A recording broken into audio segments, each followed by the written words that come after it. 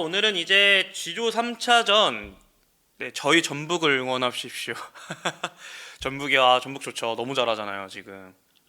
전북, 전주성도 가서 직접 본 적도 있고. 전북, 네, 전주 가서 응원한 적 있긴 있습니다. 예슬데이님, 저번 방송도 제 방 몇 번 봤어요. 축구 팬인데 귀에 쏙쏙 들어오게 핵심만 딱, 감사합니다. 제가 사실 지난주에 방송 제 라이브 첫 방송이어가지고 말도 더듬고 사실은 좀 어설픈 방송이었는데 좋게 봐주셔서 너무너무 감사합니다. 자, 그러면은 이제 좀 본격적으로 G조 3차전 유벤투스와 맨체스터 시티 경기 리뷰 먼저 좀 시작을 해보도록 할게요. 네, 일단 유벤투스 먼저 선발 라인업이었는데, 네, 피디님 혹시 선발 라인업 한 번만 띄워주실 수 있을까요? 네, 유벤투스 먼저 선발 라인업 띄워드리자면은 어, 디 그레고리오 키퍼가 장갑을 꼈고요. 그리고 켈리 사보나 칼룰루. 그리고 이번 경기는 코스티치, 네, 선수가 왼쪽 윙백으로 나왔습니다. 그리고 맥케니, 로카텔리, 똑같이 알베르토 코스타 선수 나왔고요. 그리고 코프메이너스, 블라우비치, 니코 곤잘레스 선수가 일단은 쓰리톱을 구성을 하면서 유벤투스는 3-4-3 포메이션을 들고 나왔고요. 맨체스터 시티 같은 경우에는 화면상으로는 4-1-2-3으로 나왔는데 거의 4-3-3식으로 경기 운영을 가져갔고요. 일단 에데르송 키퍼가 장갑을 꼈고, 그리고 이번 이적생이죠. 울버햄튼에서 이제 넘어온 아인누리, 그리고 아칸지, 후뱅 디아스, 마테우스 누네스 선수가 폭백을 구축을 합니다. 그리고 로드리 선수가 선발 출전했는데, 로드리 선수가 이제 부상 복귀해서 선발 출전한 게 278일 만에 선발 출전이라고 해요. 굉장히 오랜만에 또 선발로 모습을 드러낸 로드리 선수고요. 그리고 AC 밀란에서 최고의 활약을 펼치고 이제 프리미어리그로 입성한 라인더러스 선수, 베르나르도 실바, 도쿠, 마르무시, 사비뉴 선수가, 네, 라인업을 구축을 했습니다. 네, 킹북님, 유베 주전 라인업은 아니네. 맞아요. 이번에 경기는 아마 이때가 이제 어쨌든 이미는 거의 확정을 지었던 경기였기 때문에 아무래도 좀 특히 좀 주전 선수들은 좀 쉬게 해주고 아마 토너먼트 경기를 좀 준비하지 않았나라는 제 개인적인 생각이 있거든요. 지우키님, 알베스토 코스타 말씀하시는 거죠? 코스타 선수는 생선 선수인데, 어, 직전감인가요? 아니면 땜빵인가요? 사실, 지난 시즌 이제 겨울 이적 시장에 이적을 왔어요. 이 선수가. 굉장히 포르투갈 리그에서도 정말 좋은 활약을 펼쳤었고, 사실 지난 시즌에는 이적 온 지 얼마 안 되다 보니까, 주전으로 많이 뛰다기보다는 교체 출전을 많이 하면서, 그래도 사실 모타 감독 있을 때는 기용을 많이 못 받았거든요. 이적을 왔어도. 하지만 이제 투도로 감독이 오고 나서 조금씩 기회를 받고, 이번 이제 이 클럽 월드컵 때부터 거의 본격적으로 계속해서 오른쪽 윙백 자리를 소화를 많이 하더라고요. 아무래도 이번 시즌에는 알베르토 코스타 선수가 오른쪽 윙백 좀 주전 선수로 뛰지 않을까라는 제 개인적인 생각이 있습니다. 네, 어쨌든 이렇게 해서 유벤투스 그리고 맨체스터 시티 라인업까지 좀, 네, 알아봤고요. 미스터 캉님, 블라우비치 살아날 가능성 있을까요? 블라우비치요. 글쎄요. 일단은 이 경기에서 맨체스터 시티와의 경기에서 골을 넣었죠. 득점을 했긴 했는데 글쎄요, 모르겠어요. 좀 아직까지 좀 자신감이 좀 덜 붙었다는 느낌이 좀 많이 들었어요. 제 개인적인 생각에는. 근데 아무래도 이제 스트라이커 포지션 뛰는 선수는 득점을 많이 해야 그만큼 자신감도 올라오고 경기도 계속 꾸준히 뛰어야 이제 자신감도 많이 올라오는데, 근데 또 콜로무아니 선수가 굉장히 또 잘하고 있잖아요. 그래가지고 블로비치 살아날 가능성, 아, 잘 모르겠습니다. 일단은 경기를 계속 뛰면서 주어진 시간 안에 기회를 받고 그 받은 기회 속에서 계속해서 득점을 넣고 득점 찬스를 살려낸다라면은 그래도 자신감이 살아나면서 좀 살아나지 않을까라는 제 개인적인 생각이 있네요.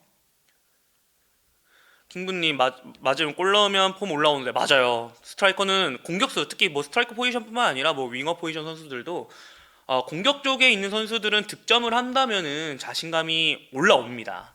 그게 제일 중요할 것 같아요. 자, 이제 전반전 조금 리뷰를 해보는 시간을 가질게요. 유벤투스 같은 경우에는 이제 라인업에 약간 변화를 줬죠. 아까 킹부님께서 말씀하셨지만은 특히 3톱 라인에 변화를 좀 줬습니다. 콘세이상, 콜로무아니, 일디즈 이렇게 세 선수가 1, 2차전에는 선발로 나왔었는데 3차전에는 코프메이너스, 블라우비치, 니코 곤잘레스 카드를 꺼내든 투도르 감독이고요. 맨체스터 시티 같은 경우에는 이제 매 경기 이제 조별리그 1차전부터 3차전까지 계속해서 로테이션을 좀 가동하면서 많은 실험 변화를 가져갔던 과르디올라 감독이에요. 이번 라인업에서도 봤듯이 가장 좀 좋은 조합을 찾고 있는 것 같아요. 계속해서 로테이션을 돌리면서 어느 조합이 가장 자기가 생각하는 이 전술에 가장 적합한 선수들인가 이런 거를 좀 조합을 찾고 있는 듯한 느낌을 받았고요. 말씀드렸지만 가장 주목해야 될 부분 이제 로드리 선수가 278일 만에 선발 출전한 부분이 가장 좀 주목한 부분이 아니었나 생각이 있습니다. 자, 일단 첫 번째는 전반전 초반부터 좀 지속적으로 맨체스터 시티가 볼의 소유권을 가지고 플레이를 이어갑니다. 그러면서 경기의 주도권을 가져가면서 플레이를 이어갔고 전반 3분 만에 이제 울버햄튼에서 이적을 온 아인누리 선수가 굉장히 좋은 드리블 그리고 정확한 왼쪽 측면에서요. 정확한 크로스를 박스 안에 있었던 베르나르도 실바 선수에게 연결을 해줬고 실바가 좀 프리헤더를 시도를 하면서 좀 굉장히 이제 날카로운 전반전 초반 모습을 보여줬던 맨체스터 시티예요. 그리고 계속해서 이제 그게 시발점이 되면서 전반부터 굉장히 좀 몰아붙이는 모습을 보여줍니다. 강한 모습을 보여줬던 맨체스터 시티가 전반 8분 만에 이제 선제골을 넣는데 성공을 했어요. 피디님 그 혹시 그 전반 8분 그 골 장면부터 좀 볼 수 있을까요? 8분 29초. 네.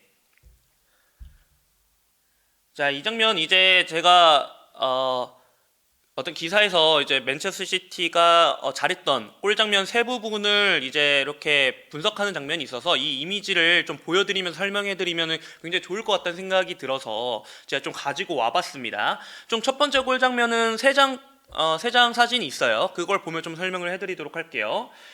일단은 이 오른쪽 오른쪽 풀백으로 출전했던 마테우스 누네 선수가 중앙에 있던 수비형 미드필더를 보고 있는 로드리 선수에게 연결을 해줍니다. 그리고 이때 아인트누리 선수가 왼쪽 측면을 벌려 있는 게 아니라 지금 보시면은 아인누리 선수가 굉장히 안쪽으로 좁혀져 있죠. 그러면서 이제 좀 인버티드한 역할을 가져가면서 플레이를 가져갔고요. 그러면서 이제 로드리 선수가 딱 볼을 잡고 왼쪽으로 딱 틉니다. 몸을. 그러면서 아인트누리에게 연결을 해줬고 이제 다음 장면 보여주세요, 피디님. 그 8분 31초 장면. 네. 몸이 딱 열린 상태에서 도쿠 선수가 알베르토 코스타 선수가 바짝 붙어 있으니까 그렇게 되면 뒷공간이 비죠. 비면은 그 뒷공간을 통해서 그 타이밍에 맞게 딱 침투에 들어갑니다.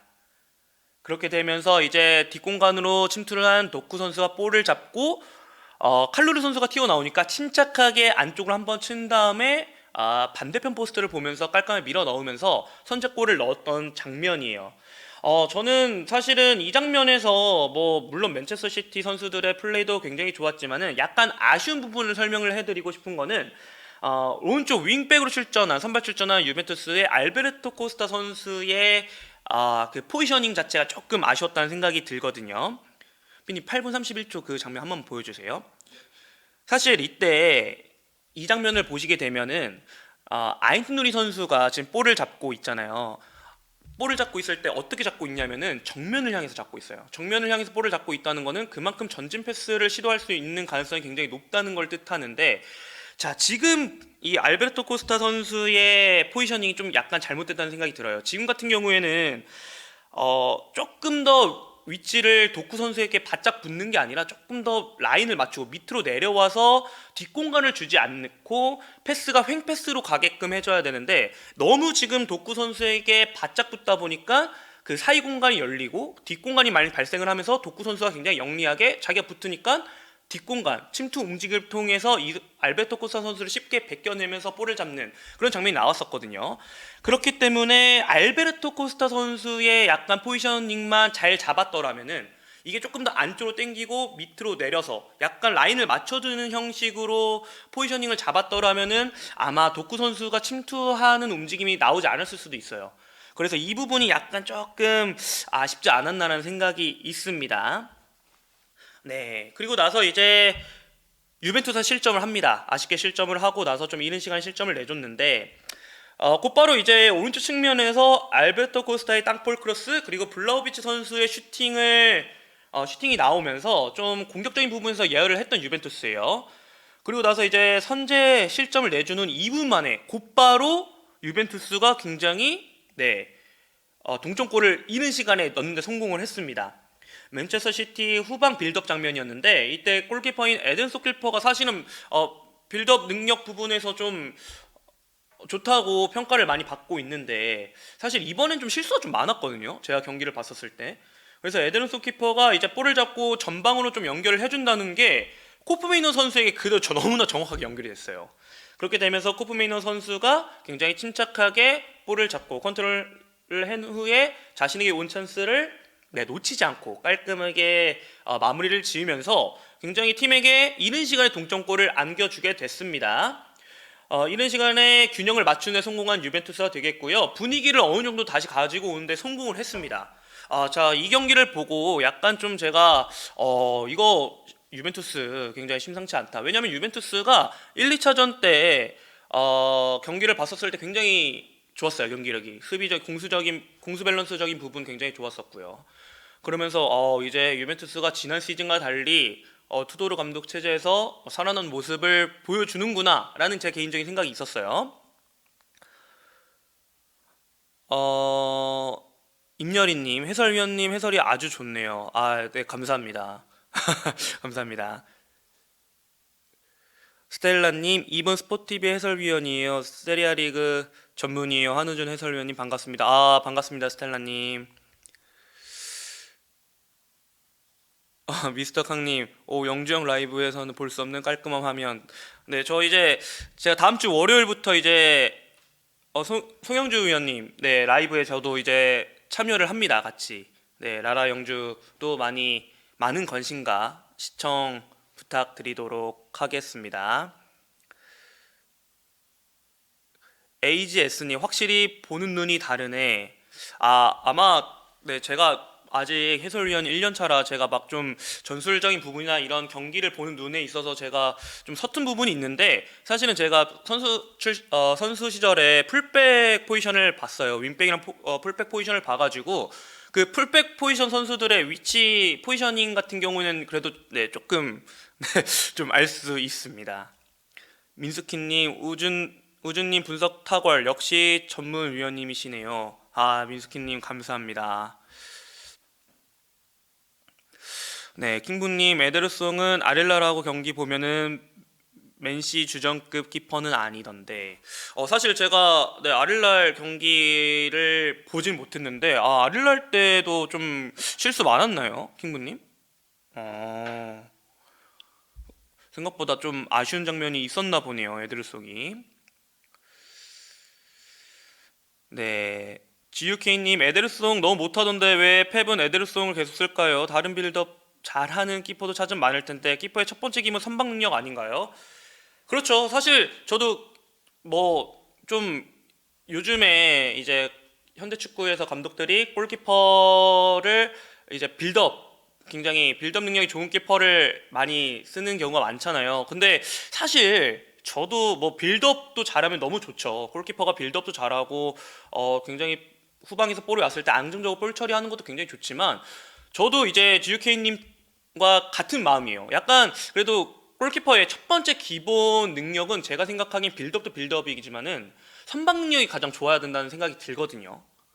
네, 그래서 사실 에데르송이 좀 킹북님께서도 이제 아릴날 경기 때 보면 못했다고 하고 근데 사실 요번 이 G조 3차전 마지막 경기 유벤투스와의 경기 때 사실 조금 아쉬운 부분이 있었거든요. 네, 좀 평가가 좀 안 좋은 부분이 많네요. 김지훈님 나중에 EPL 해주세요. 저 리버풀 팬님. 리버풀 팬이시구나, 김지훈님. 제가 또 언제 또 EPL 중계를 할지 모르겠지만 그때는 제가 네, 해설 능력을 키워서 리버풀 중계할 수 있는 날이 저 역시 또한 좀 그런 날이 오면 좋겠네요. 네. 네, 계속해서 좀 전반전 리뷰 이어드리도록 하겠습니다.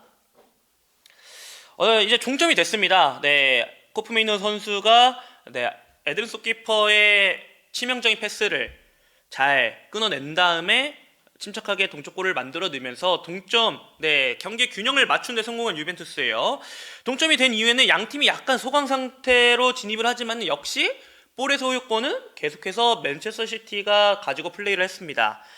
맨체스터 시티가 이제 볼을 소유하는 시간을 늘리고 공을 계속해서 돌리면서 상대 빈 공간을 찾아냈었는데 결국 그렇게 빈 공간을 찾아냈던 맨시티가 다시 한번 앞서 나가는 데 성공을 해요. 자, 이번에 두 번째 골 장면도 있습니다. 피디님 그 24분 57초 한번 보여주세요.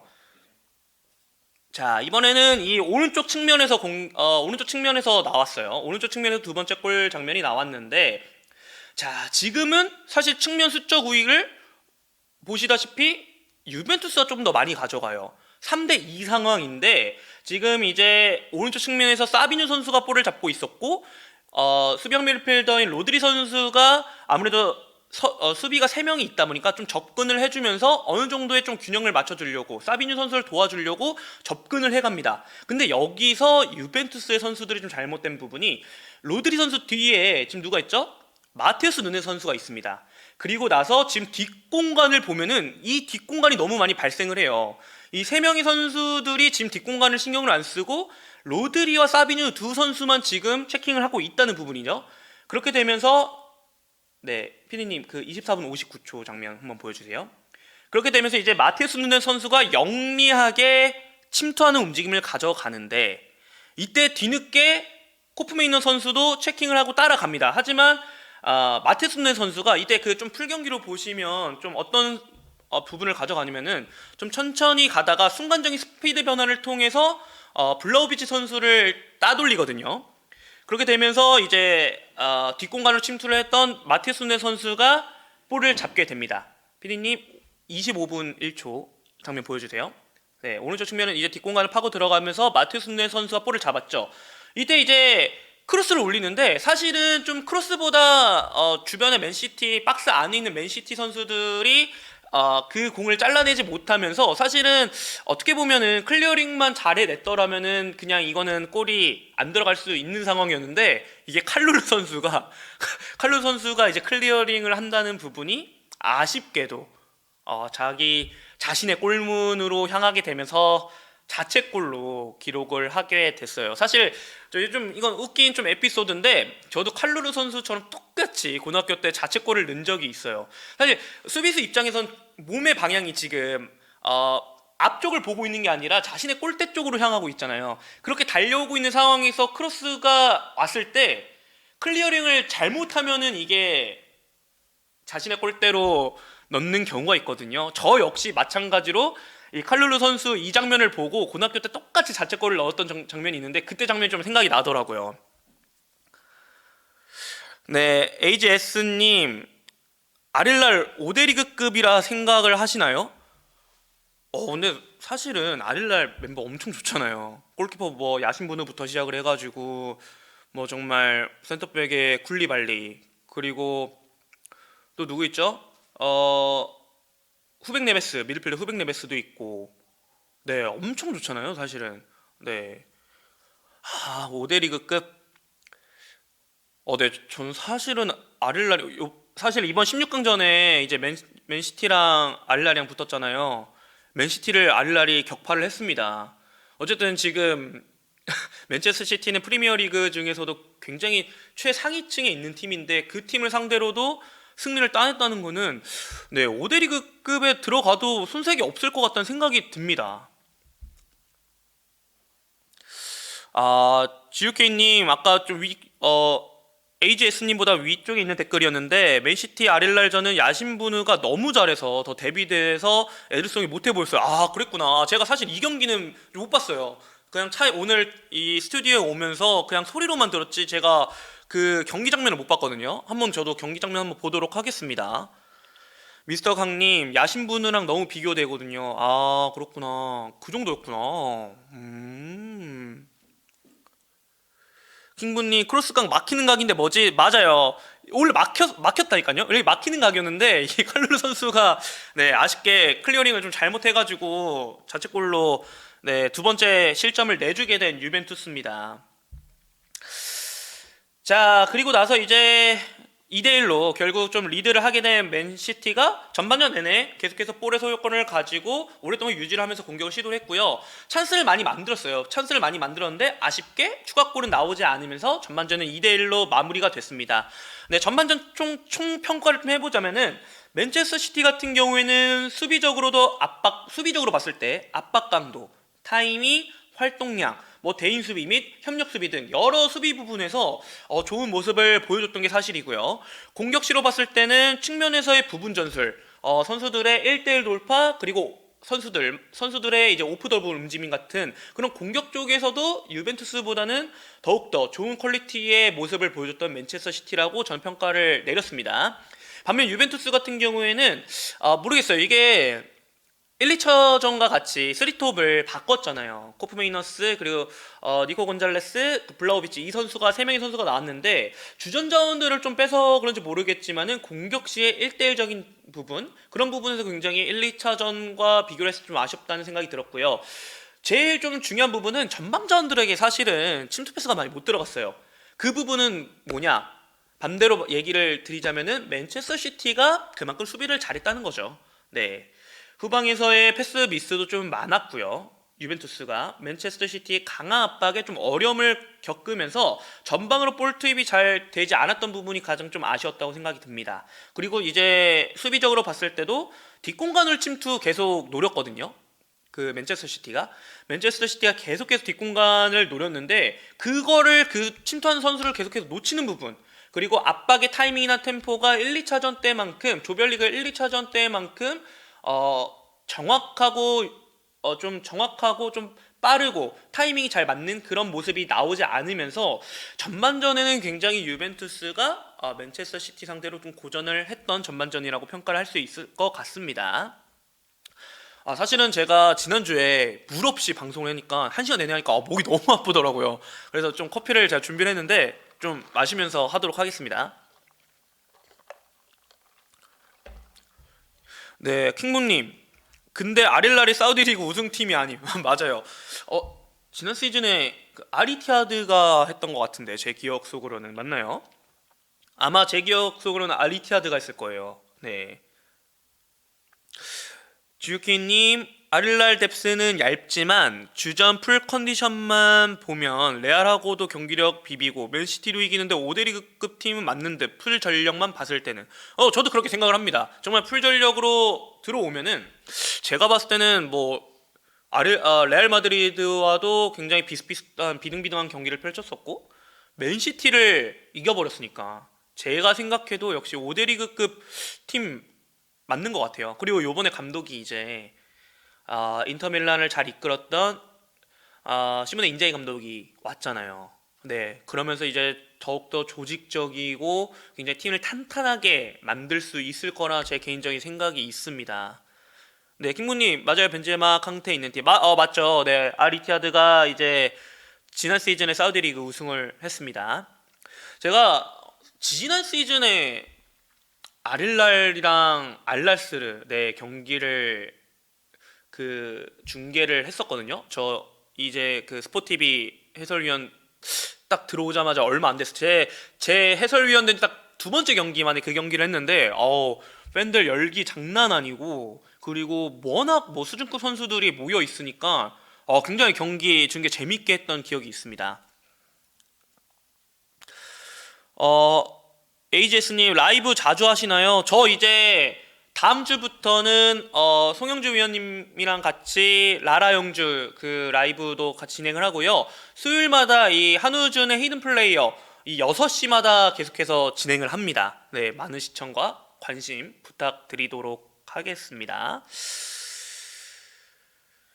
네, 동아시아 팀이 이제 날이 갈수록 서아시아 팀이 이기기 힘들어 마침에서 맞아요. 서아시아 팀이 굉장히 많이 좋아지고 멤버도 굉장히 좋아지면서 네, 이기기가 특히 아시아 챔피언스 리그에서는 좀 이기가 힘듭니다.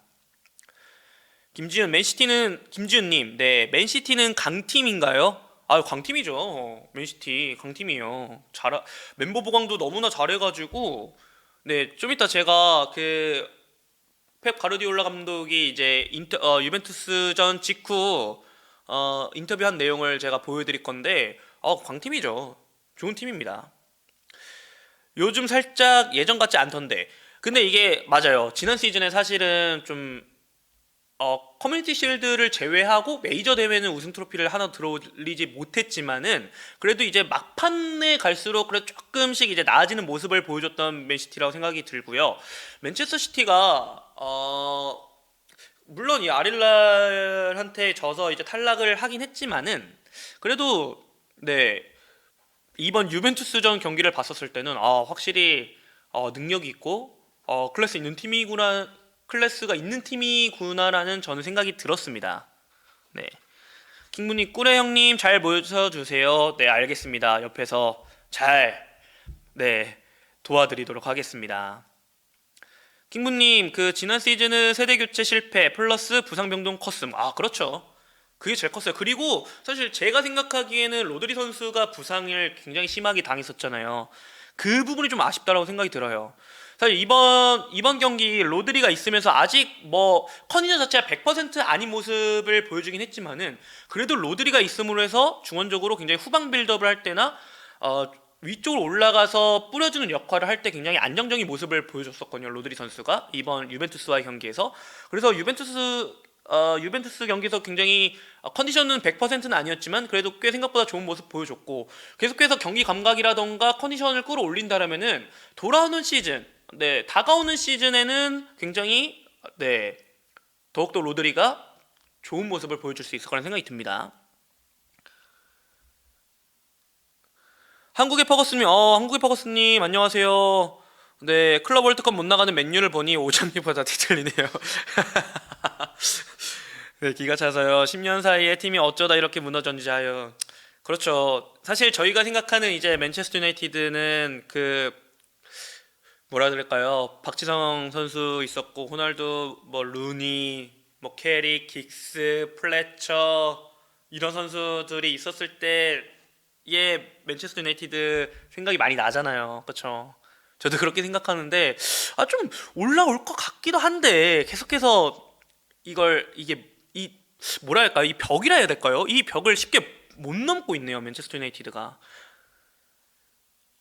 네.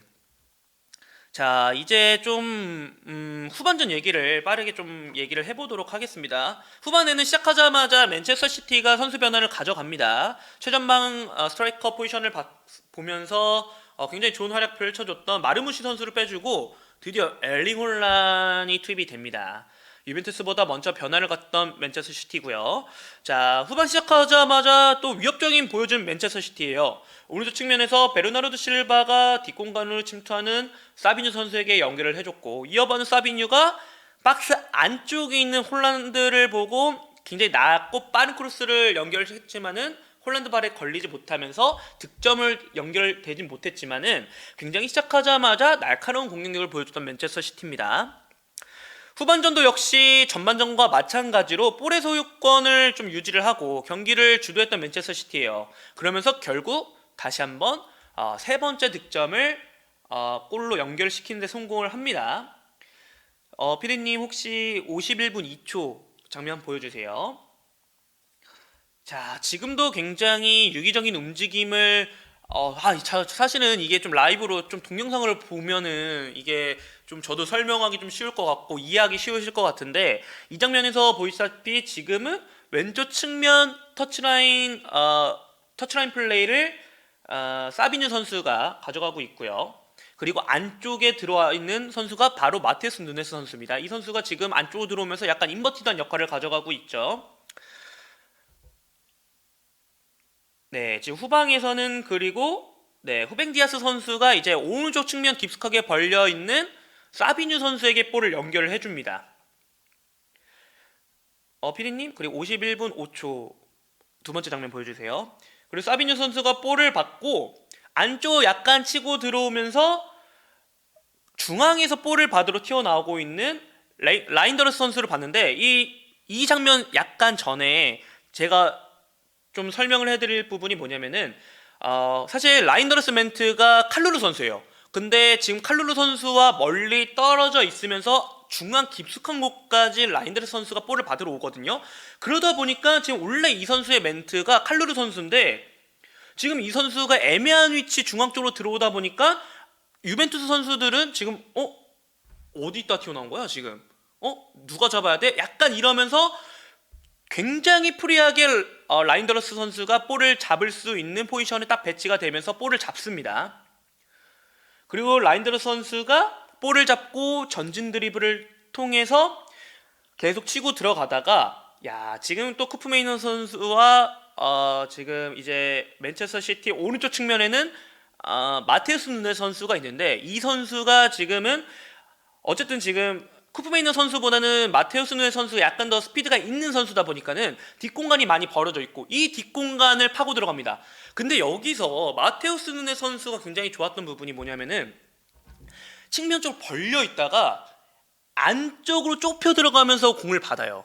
근데 사실은 이게 어떤 부분이냐면은 왜 좋냐고 느낀 부분이냐면은 만약에 터치라인 벌려 있다가 직선으로 뛰었으면은 라인드러스 선수가 볼때 가까운 위치 가까운 쪽에 볼을 투입시키는 게 아니라 횡패스로 해서 몸에다가 연결을 해줬을 거예요.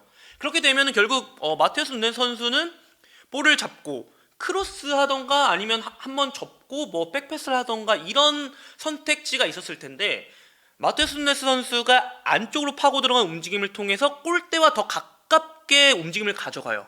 그러다 보니까 좋은 침투 패스가 들어갔고 골대 쪽으로 더 가깝게 볼을 받았던 마테우스 누네스 선수가 더욱더 위협적인 찬스 장면을 만들어냅니다. 굉장히 영리한 움직임을 가져가면서 마테우스 누네스 선수가 볼을 잡고 이제 반대편에 비어있던 엘링 홀란드 선수에게 침착하게 패스를 연결해줬고 그 볼을 이어받은 엘링 홀란드 선수가 침착하게 골문 안쪽으로 밀어넣으면서 결국 완벽한 플레이로 맨체스터 시티가 세 번째 골을 만드는 데 성공을 했습니다.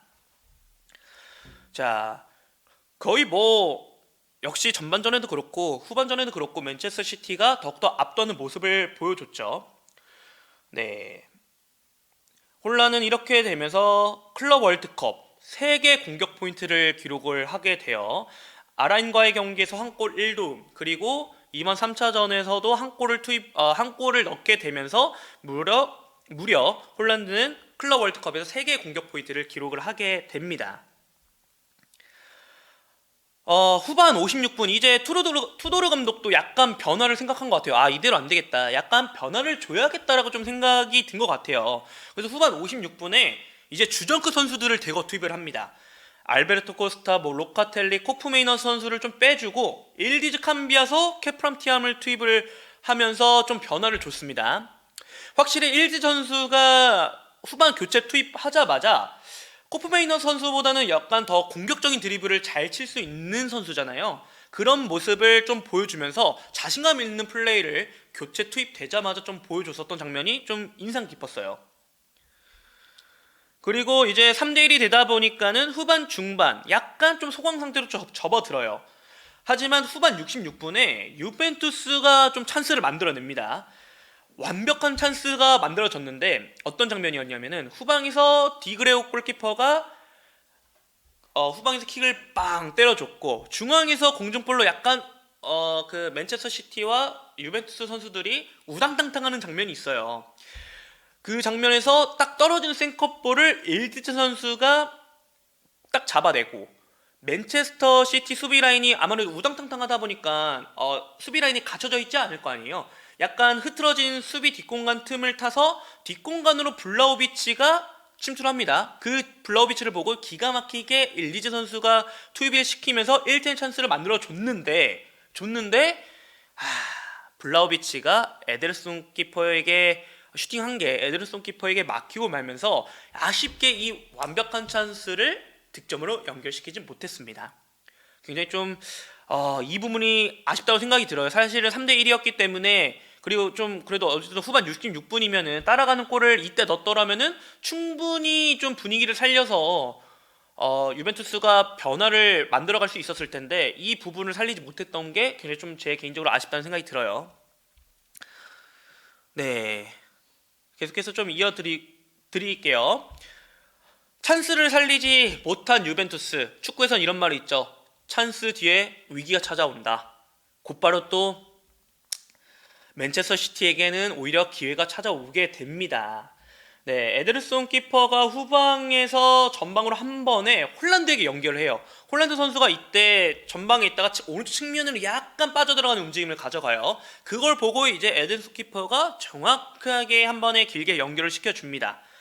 홀란드가 그 볼을 잘 잡아내고 가티 선수를 앞에 두고 완벽하게 제낀 후에 수비 뒷공간을 또 침투하는 필포든에게 연결을 했는데 이게 살짝 필포든을 본 것 같은데 뒤에 있던 사비뉴에게 운이 좋게 연결이 돼요.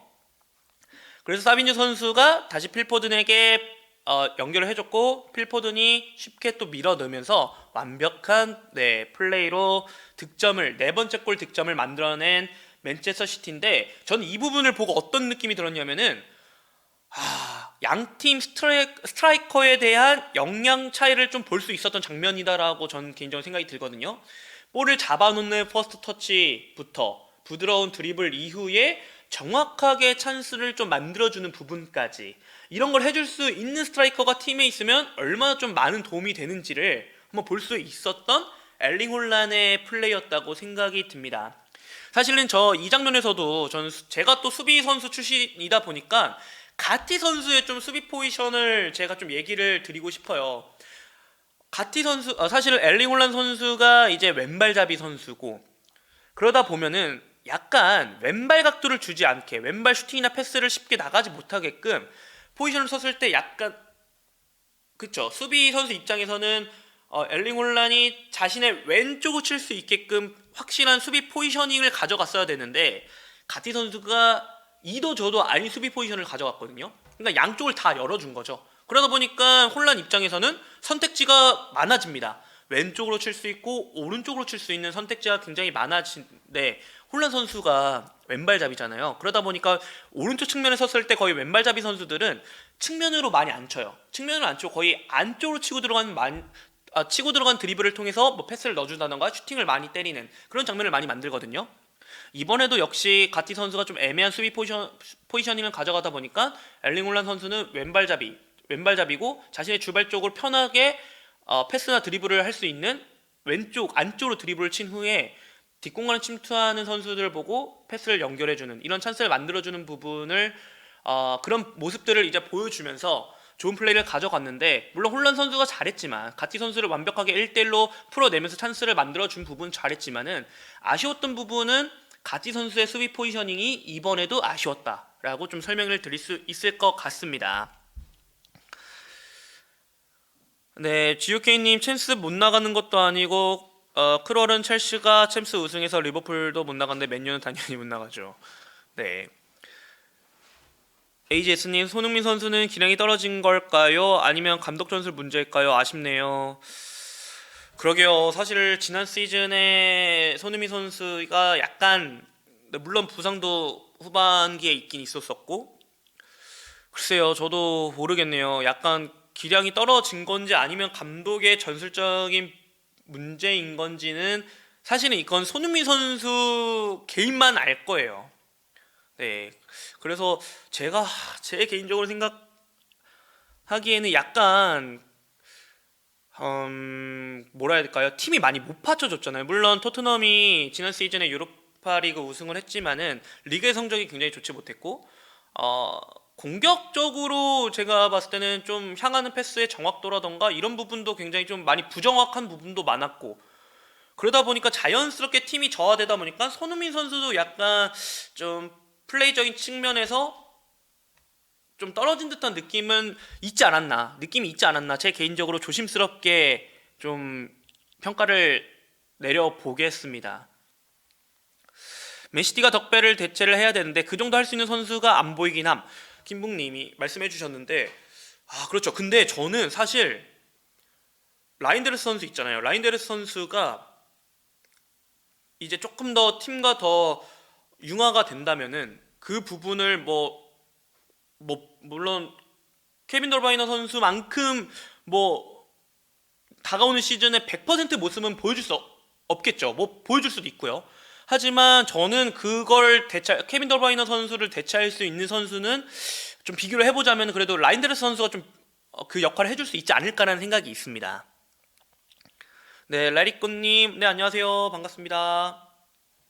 네, 킹무님, 일디즈는 확실히 일디즈는 물건이죠. 정말 잘합니다. 네, 트리키의 정말 신성이고, 너무 잘해요. 정말 대단합니다.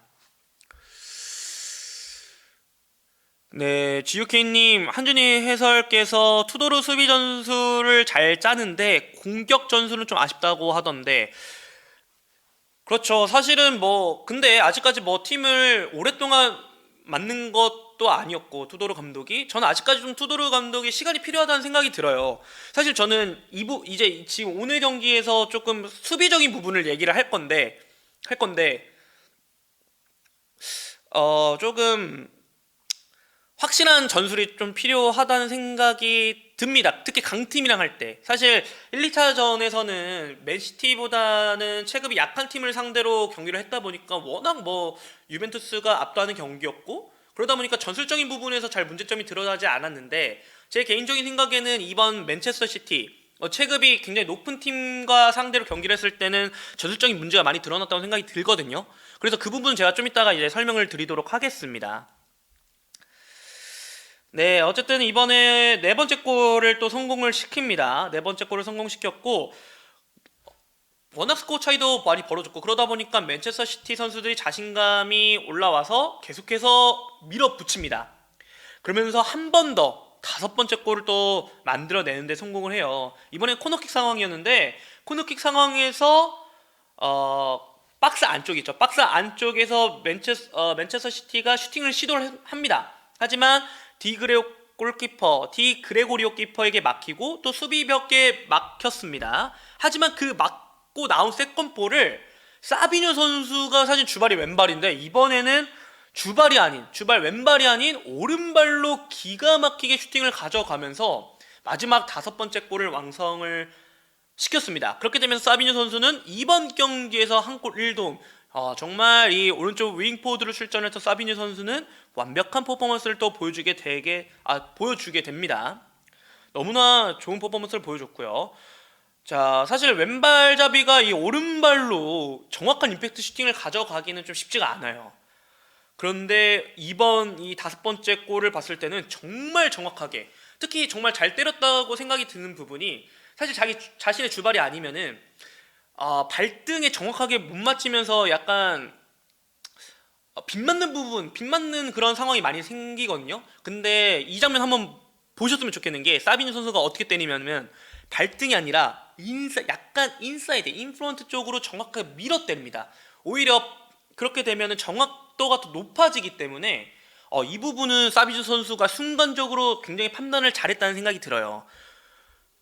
한국의 퍼거슨님, 네, 맨체스터의 같은 동네 팀, 시티 별로 안 좋아하긴 하는데, 펩 감독 자체를 보면, 바르샤 때부터 지금까지도 보면 너무 전술 하나하나 세부적으로 다 만들어 가려는 게, 이젠 클럽 팀들이 내성이 생겨서 대응을 하다 보니 이런 결과도 나오는 게 아닌가 싶습니다. 그냥 제 생각입니다. 맞아요. 그 부분도 저는 굉장히 한국의 퍼거슨님 생각에 저도 동의를 합니다. 그리고 5,000원 후원 너무나 감사합니다. 네, 감사합니다. 너무나 감사합니다. 한국의 버거스님. 네.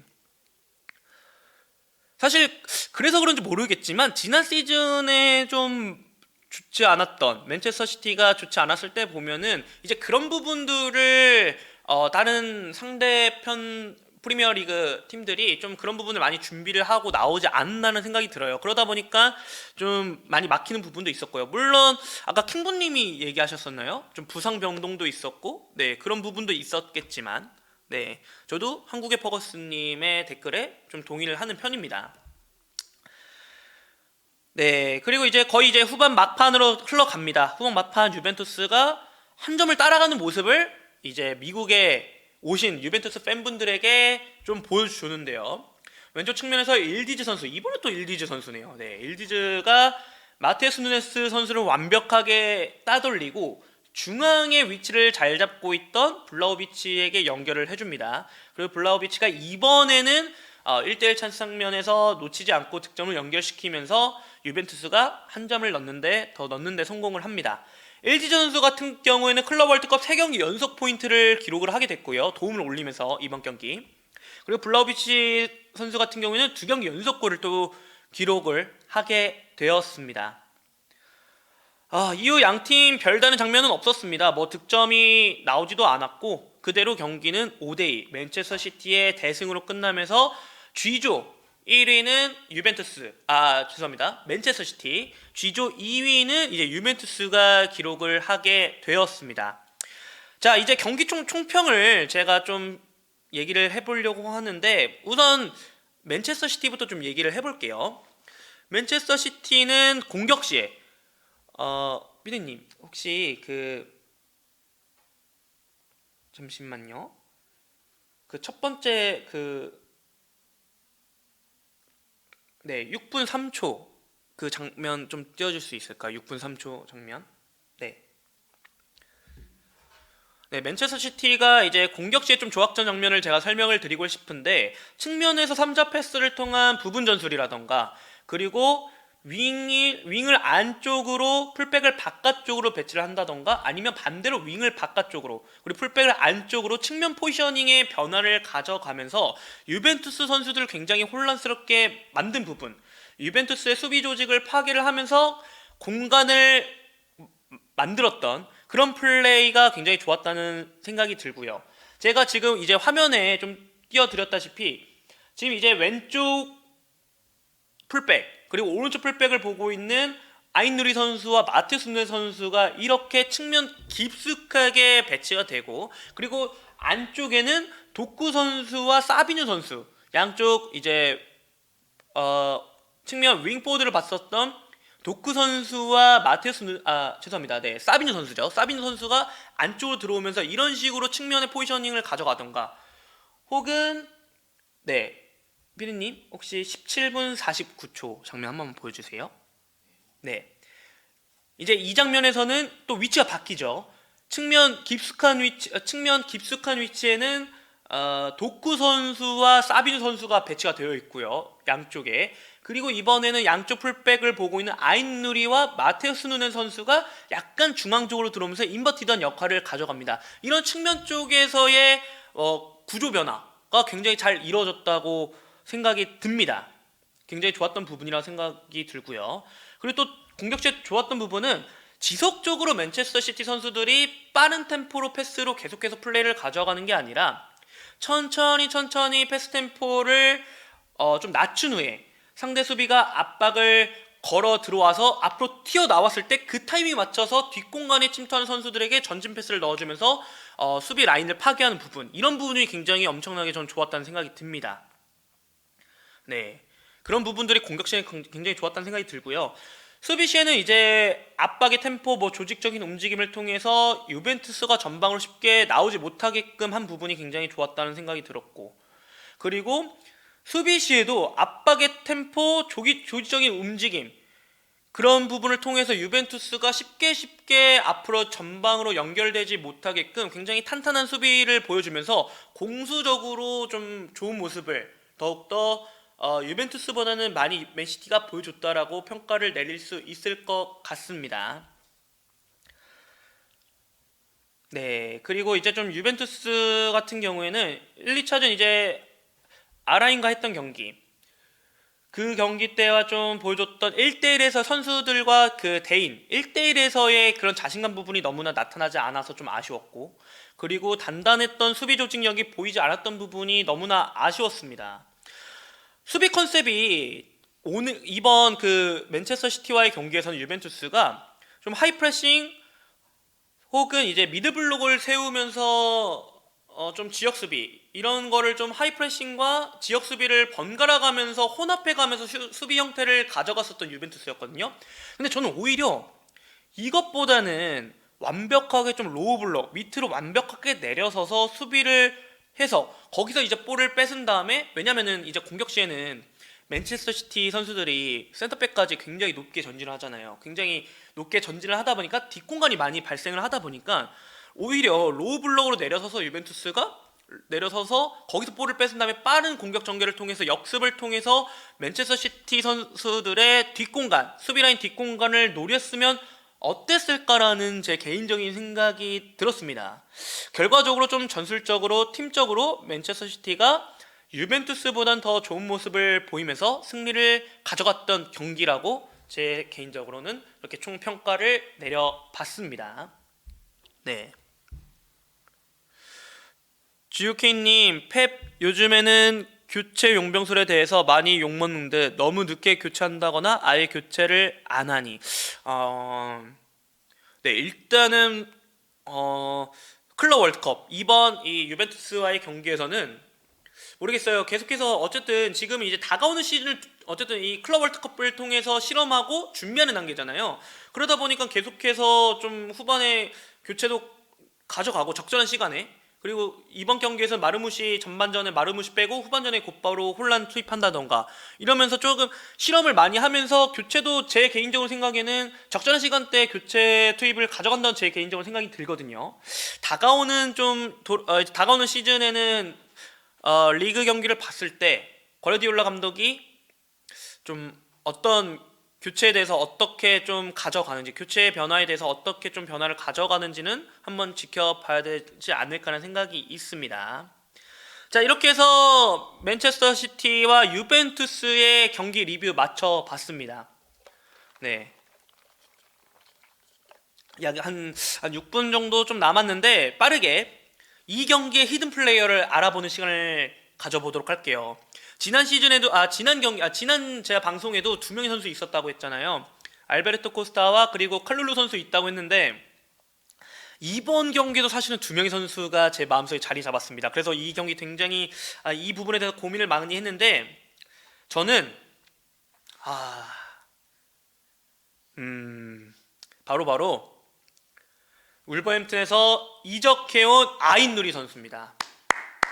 사실 한 명 더 누가 있었냐면은 라인드레스 선수였어요. 두 선수 다 이적해 왔잖아요. 이번 시즌 이적해 왔는데 너무나 빠르게 팀에 좀 녹아드는 모습을 보여주면서 두 선수 모두 다 너무나 좋은 퍼포먼스 보여줬고 경기력 보여줬어요. 근데 하지만 제 마음속에는 아이누리 선수가 조금 더 자리 잡았습니다. 지난 시즌에는 사실 우버햄튼에서 굉장히 왼쪽 측면에서 좋은 모습 보여줬고 마테우스 쿠냐와 함께 최고의 모습을 보여주면서 에이스다운 모습을 보여줬던 아인누리 선수잖아요. 이번 경기에서도 정말 좋은 모습 보여줬던 아인누리 선수가 히든 플레이어로 한번 선정을 해봤습니다. 히든 플레이어 한번 사진 띄워주세요. 아인누리 사진 한번 띄워주세요. 네, 이제 선정한 이유를 제가 좀 그래도 알려드려야겠죠. 왜 이 선수가 선정이 되었는지. 일단 한 세 가지를 뽑았는데 첫 번째 이유는 이제 이 경기에 출전하면서 맨시티로 이적 후에 두 경기를 소화했을 뿐인데 굉장히 팀에 녹아드는 부분. 오래전부터 맨체스터 시티의 선수인 것처럼 아주 잘 스며드는 모습을 보여주면서 펩 가르디올라가 지시를 한 그 전술적으로 너무나 잘 이행하는 모습을 보여준 게 가장 첫 번째 이유였고요. 그리고 이제 공수 모든 부분에서 안정적인 모습을 보여줬는데 일단 공격 시 공격적인 공격 스탯 한번 띄워주시면 감사하겠습니다. 공격 시에는 드리블 성공률 100% 기록을 했고 또 정확한 크로스도 두 번 모두 다 성공하면서 100%를 기록을 합니다. 그리고 또 인버티던 포지셔닝을 가져갈 때는 안정적인 빌드업, 이때 빌드업 패스 53번의 패스 모두 성공시키면서 패스 성공률도 100% 모습을 보여준 아인누리 선수고요. 또 측면 터치라인 올라가서는 아까 말씀드렸던 드리블 그리고 왼발 크로스 이런 부분들 다 성공률 모두 100%를 기록을 하면서 굉장히 공격적으로 좋은 모습을 보여줬습니다. 그리고 특히 이제 첫 번째 골 장면에서 도쿠 선수에게 이제 딱 스루 패스 넣는 장면이 있었죠. 그 키패스를 넣어준 플레이는 정말 제가 개인적으로 생각이 들었을 때 개인적으로 생각이 들었는데 큰 박수를 받을 만한 플레이라고 생각이 들었습니다. 뭐 패스의 타이밍, 패스의 세기, 정확도, 이 상박자가 모두 완벽했던 패스라고 제 개인적으로 생각이 들면서 어시스트까지 기록을 했었던 아이누리 선수고요. 그 수비 스탯 한 번만 띄워주세요. 수비 시에도 이제 태클 성공률 100%, 그리고 공중볼 경합 성공률까지 100%를 거두면서 정말 안정적인 수비를 보여주면서 공수 밸런스가 완벽했던 그런 아이누리의 선수를 보였던 이번 경기였습니다. 자, 그리고 이제 세 번째죠. 선정한 이유 세 번째는 굉장히 영리한 플레이를 보여주면서 수비를 굉장히 영리하고 쉽게 제친다는 느낌을 많이 받았거든요. 이 선수를 봤을 때, 이 선수의 플레이를 봤을 때, 물론 1대1 개인 드리블 기술을 활용해서 수비를 제치는 것도 좋았고, 동료 선수를 활용해서 원투패스를 통해서 제치는 플레이, 이런 부분들이 너무나 좋았는데, 드리블에는 두 가지로 나눌 수 있는데, 드리블을 이제 두 가지로 나눌 수 있는데, 첫 번째는 수비를 제치는 드리블과 볼을 간수하는 드리블, 이 두 가지로 나눌 수가 있습니다. 근데 아이누리 선수는 이 경기에서 이 두 가지 드리블 모두 다 잘하는 모습을 이번 경기에서 보여줬어요. 특히 측면 쪽에서 1대1 상황이 생겼을 때는 굉장히 직선적이고 저돌적인 드리블 돌파를 통해서 수비를 제치는 드리블을 많이 시도를 했었고요. 그리고 측면 말고 이제 중앙 쪽으로 들어왔을 때는 직선적이고 저돌적인 드리블이 아니라 방향전환 드리블을 통해서 볼을 간수하고 볼을 소유하는 드리블을 보여줬는데, 이 드리블 모두 다 굉장히 잘하는 모습을 보여주면서 저는 이 선수 봤을 때 굉장히 수비를 굉장히 쉽게 제치는구나 라는 생각이 들어서 굉장히 영리한 플레이, 영리하고 볼을 쉽게 잘 찬다 라는 생각이 들어서 이 선수를, 아이누리 선수를 좀 뽑아봤습니다.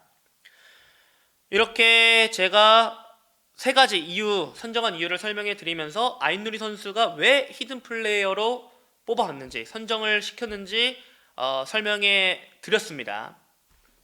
네, 이제 맨체스터 시티가 이 경기 끝나고 조 1위가 되면서 16강에 진출을 하면서 H조에 이제 조 2위인 알 힐랄과 맞붙었는데 120분 연장 가는 끝에 4대3으로 아쉽게 패배를 하면서 16강에서 클럽 월드컵을 마감을 했고요. 유벤투스 역시 또한 H조 1위인 레알 마드리드 상대로, 저 사실 오늘 새벽이었죠. 오늘 새벽 4시에 전반전까지 봤어요. 전반전까지 봤는데 사실 전반전에 잘했어요. 네, 유벤투스 나쁘지 않았고 잘했는데 아쉽게 후반에 실점을 내주게 되면서 G조의 1, 2위 한 이제 맨체스터 시티와 유벤투스는 모두 다 아쉽게 클럽 월드컵을 16강에서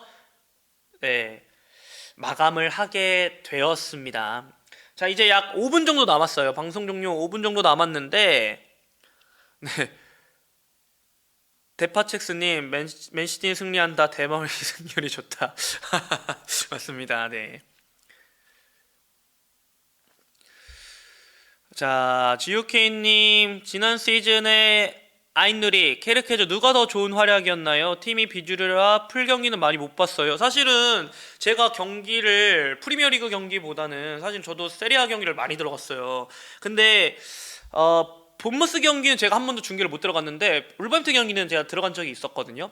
근데 케르케즈도 워낙 이렇게 좀 제가 풀 경기를 본 건 아니지만은 경기를 봤을 때, 본머스의 경기를 봤었을 때는 그래도 굉장히 뭐라 해야 될까요? 굉장히 타이트하고 쉽게 뚫리지 않는 그런 왼쪽 풀백의 모습을 잘 보여줬다고 생각이 들고요. 뭔가 조금 더 아인누리가 케르케즈에 비해서는 볼을 더 이쁘게 찬다고 해야 될까요? 그리고 아까 말씀드렸지만은 아인누리 같은 선수는 드리블을 두 가지를 매우 다 잘하는 선수입니다. 수비를 제치는 드리블도 잘하고, 볼이 왔을 때 방향전환 드리블을 통해서 볼을 간수하는 드리블도 굉장히 잘하는 선수고요. 케르케즈는 아이누리보다는 조금 더 직선적인 선수라고 저는 생각이 들어요. 그래서 글쎄요, 다음 시즌에 좀 이 두 선수가 지난 시즌에도 굉장히 좋은 모습을 보여줬기 때문에 다가오는 시즌도 굉장히 좀 기대가 되는 이 두 선수라고 저는 좀 생각이 듭니다. 네, 스텔라님 오늘도 잘 봤습니다. 감사합니다. 아, 너무나 감사합니다. 진짜 이제 약 3분 정도 남았는데, 네, 너무 감사합니다. 미스터 康님, 해설님 나폴리 2연패 예상하시나요? 유럽 대항전 나가는데 콘테는 과연? 네, 2연패요. 사실 2연패하는 게 쉽지는 않잖아요. 그쵸?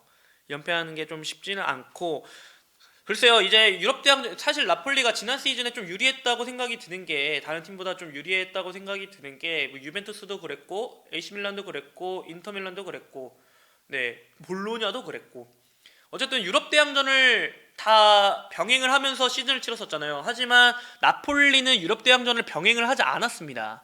그러다 보니까 조금 더 체력적으로 조금 더 유리한 상황에서 리그 시즌을 치렀었고 그러다 보니까 조금 더 나폴리가 유리하게 리그를 유리하게 잘 이끌어 나가면서 우승을 하지 않았나 제 개인적으로 생각이 드는데 이제는 유럽 대항전을 또 병행을 해야 되는 나폴리 입장에서는 스쿼드를 좀 더블 스쿼드를 잘 구성을 하는 게 중요하다고 생각이 들어요.